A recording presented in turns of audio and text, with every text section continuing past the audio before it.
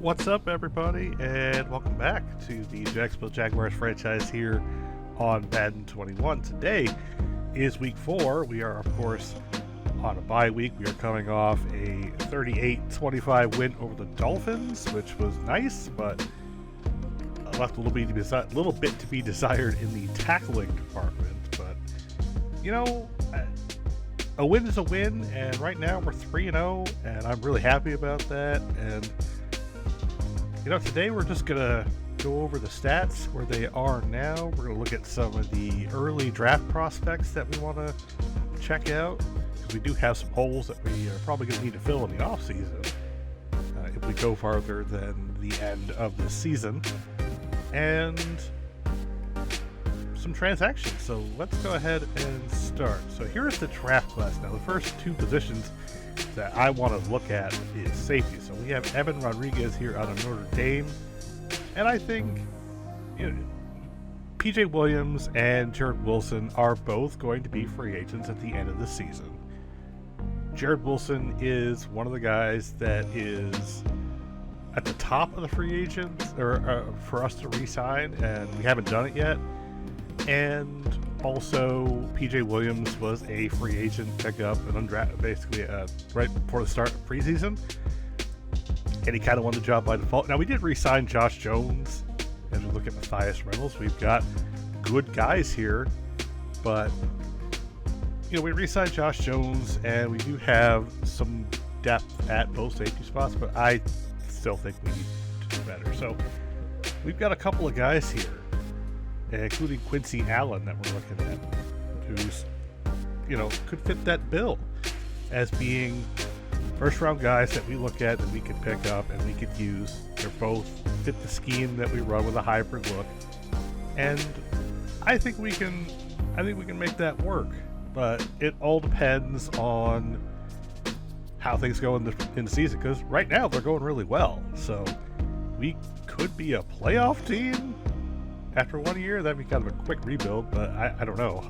Basically, what we're doing and how we're doing so far this year is really, really good. So, but there's always room to improve. So let's just go to week 4 and get that out of the way.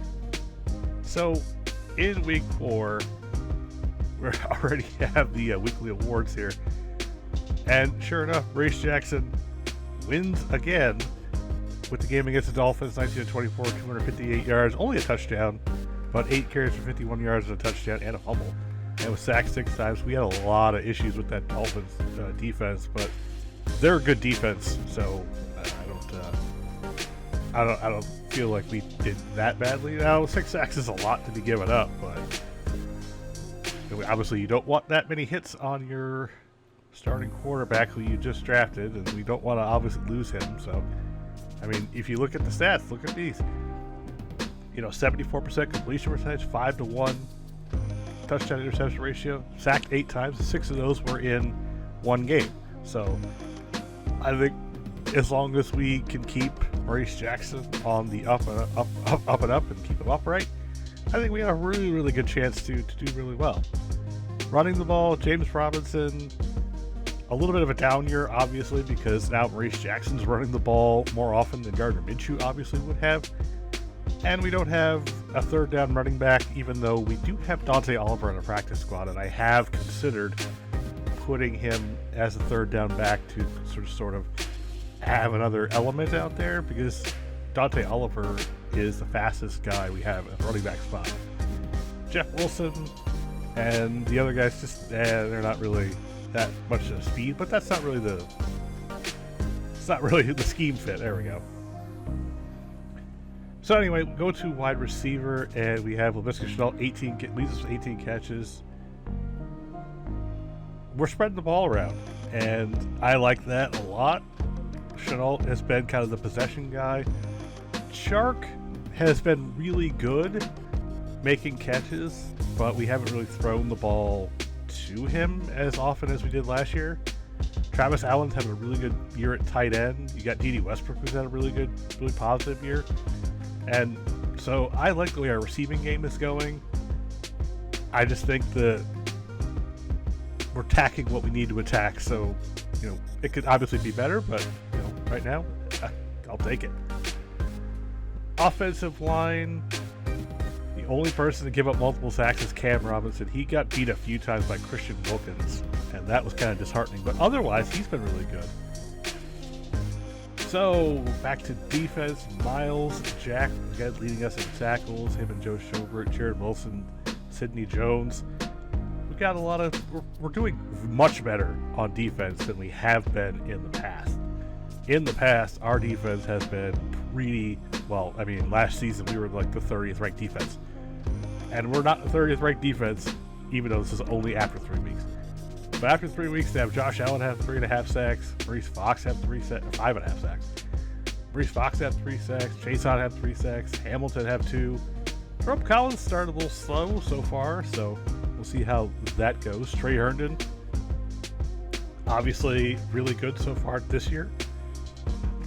And we don't have a lot of interceptions, but I think, when they start coming in bunches. So that game against the Patriots, Herndon had those 2 picks. That was really good. But outside of that, Herndon had those 2 picks, Jack had a pick, and then Sidney Jones had the interception last week against the Dolphins. So defensively, we're doing good. We could do better. So this is now the people who have signed in week 4.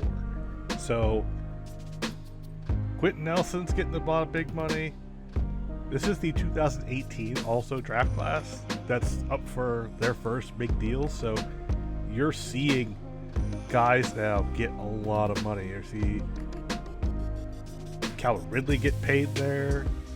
Jameson Crowder got another big deal. And you're seeing a lot of these guys. The Packers signed a punter. That's kind of funny. But you're seeing guys now get signed. Another big money starting to come out because, obviously in this universe, there's no COVID. So there you go. Stephon Gilmore, 1 year, $20 million, gets to come back to the Patriots. And they re-sign Isaiah Wynn. So yeah, a lot of these big name guys are getting their contracts. And there you see the first really big one. Ravens re-signed Lamar Jackson, 6 years, $240 million. I'd re-sign him any day of the week. So that's just how that would go. They also re-signed Mark Andrews. Marshawn Lattimore is getting a nice big deal. Got Quandre Diggs, David DeCastro, who got cut in real life. Minka Fitzpatrick, 6 years, $87 million for him. There's our only re-signing was DJ Chark. And there's Josh Allen, 6 years, $213 million. I don't know if I'd probably pay him more, but that's just me being a Bills fan. Jesse Bates was one of my favorite players for the Bengals. Von Miller and Bradley Chubb both getting huge deals. That's kind of weird for Denver. But you're seeing a lot of big deals being handed out. This is week 3, so this is where the first time you get to re-sign guys. So you're seeing a lot of big contracts. Kind of a small one there for Leighton Vander Esch, 3 years, $22 million. And got the kickers being re-signed. I guess that's some people's biggest thing there. Packers re-signed Devontae Adams, 5 years, $117 million. That's a lot of money for a wide receiver. But one of the good things is we're not seeing a lot of safeties getting re-signed. So that's going to bring in the safety market a little bit. So we could just, our negotiations with P.J. Williams and Jared Wilson that's now beneficial to us, except for Jamal Adams getting $60 million. T.J. Watt, 6 years, $137 million, and the Texans were the first people to re-sign, so they had 5 years for that deal. So these are the scores for Week 4. Giants over Seattle 17-10. Cleveland shuts out Cincinnati 30-0. Miami edges up Carolina 22-20. Houston comes back and beats Tennessee 34-28. Detroit over Minnesota 24-21. Baltimore almost doubles up Chicago 37-20. The New York Jets are 4-0 after they beat Pittsburgh 22-14. Arizona a couple of short against San Francisco 38-23. Chargers get crushed by Kansas City 45-8. Rams edge out Atlanta 20-19. Washington beats Denver 28-23. Las Vegas, well, actually Philadelphia wins its first game. They have switched over to Jalen Hurts to start for them, and they have now won their first game of the season. And I think only Denver and the Chargers at this point are winless, so who knows how long that's going to be. Because I do believe they play each other, obviously, so one of them's not going to be undefeated or winless the whole season, at least. And finally, New England beats Buffalo on Thursday night, or Sunday night, 42-21. And the Monday night game, Tampa Bay gets back on the right track as they beat Dallas 34-17. That's it for week 4, and we get to move on to week 5.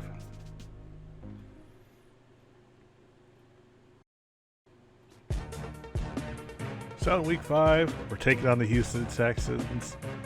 Deshaun Watson has been playing extremely well. He's one of the few quarterbacks who isn't throwing a ton of interceptions, but he is doing really, really well this season, despite the fact that the Texans aren't doing so hot. They started out 0-2, but they've rebounded. They're 2-2 now.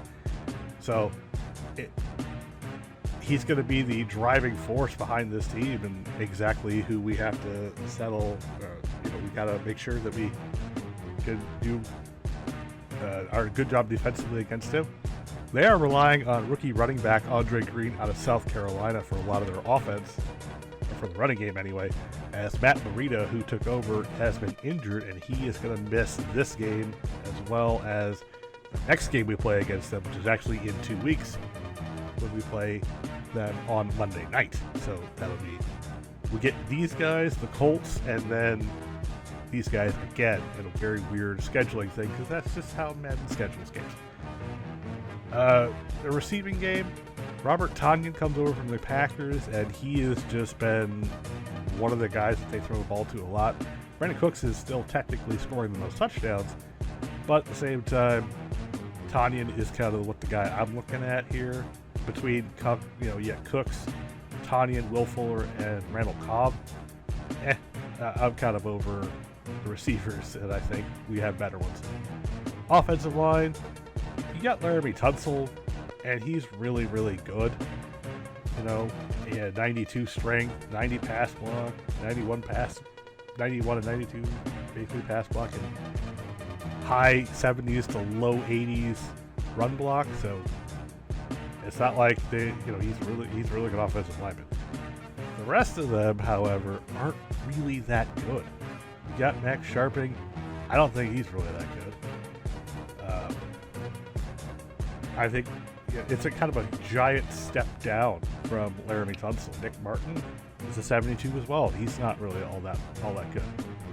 You've got Zach Fulton. He's a 69. Nice. He's not really that good. So, and then we got right tackle here is Titus Howard. He's a 75. The whole interior of that line is not very good. So I think we have a really good shot of disrupting them and getting Deshaun Watson out of the pocket. Defensively, again, I'm not concerned as much about this group as I would be if they had something better than what they have.